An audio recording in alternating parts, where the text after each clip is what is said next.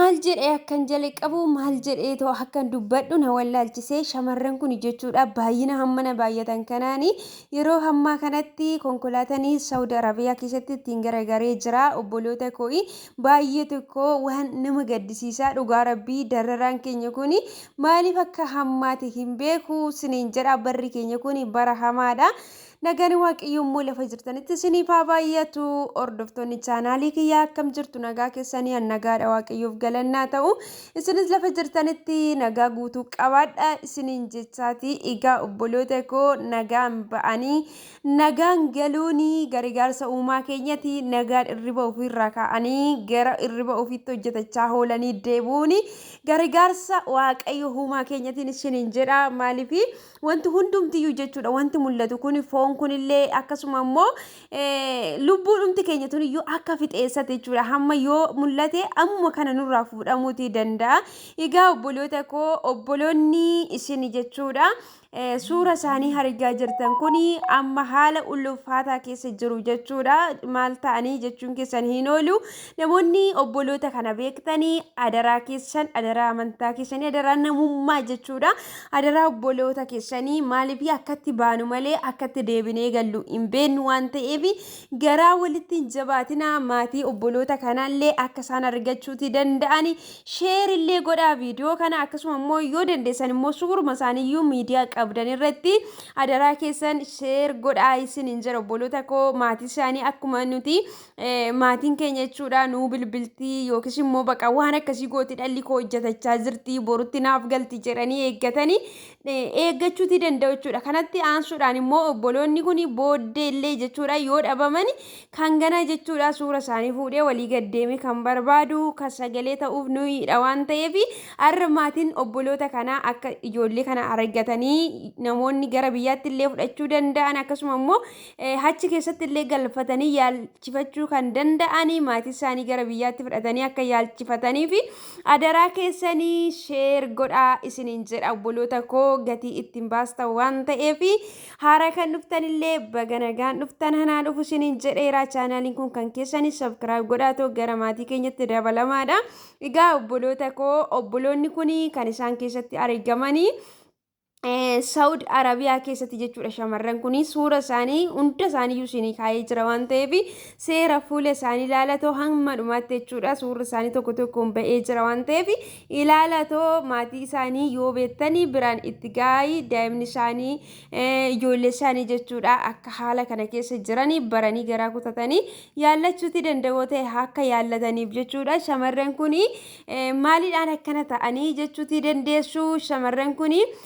mana madaamiti ba'anii otoo deemanii akka ta'e hin beeku jechuudha konkolaataan ittiin garagaree shamarran kana hundumti isaaniiyyuu kinoo jechuudha hamma of dadhabanii mana yaalaa keessatti akka kanatti jechuudha kan isaan ciisatii jiranii kanaaf iyyuu jechuudha namoonni nama ijoollee kana beektanii maatii isaaniitiin ga'aadha naannoon ijoolleen kun Saudi Arabiyaa keessatti miidhaan kun isaan qaqqabee konkolaataan kun ittiin garagaree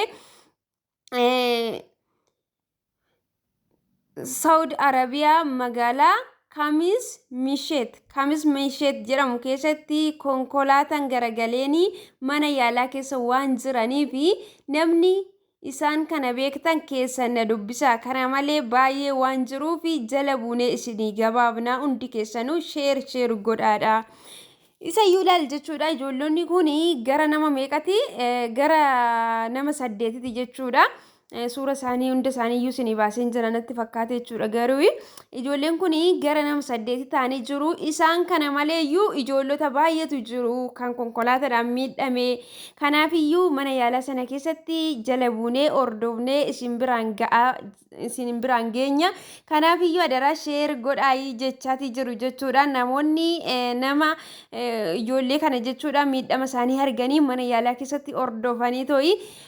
miidiyaa irratti baasanii maatii isaanii firoonni isaanii arganii to'i akka ijoollee isaanii maal keessa akka jirtu akka baranii fi kan gabaasaa jiru Muneer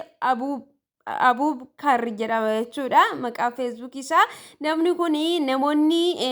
ijoollee kana maatii isaanii beektanii akkasuma immoo ijoollee kanallee gaafachuudhaaf warri dhimma qabdanii keessan na dubbisaadha jechaa jira waan ta'eef lakkoofsa feesbuukii isaa koomentii jala isiniif ka'a adaraa keessanii namoonni ijoollota kana beektanii nama kana raanillee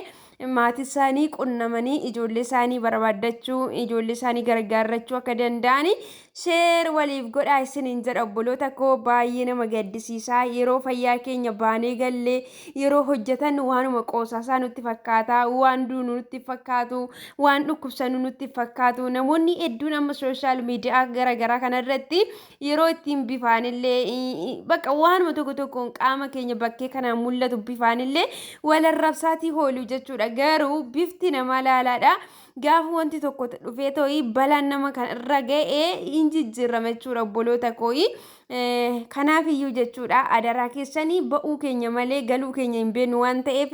namoota wajjin qiimii walitti qabachuu akkasuma immoo namoota wal jibbuu wal arrabsuu waan hamaa hojjechuu wantoota akkasii sooshaal miidiyaa garaagaraa kanaani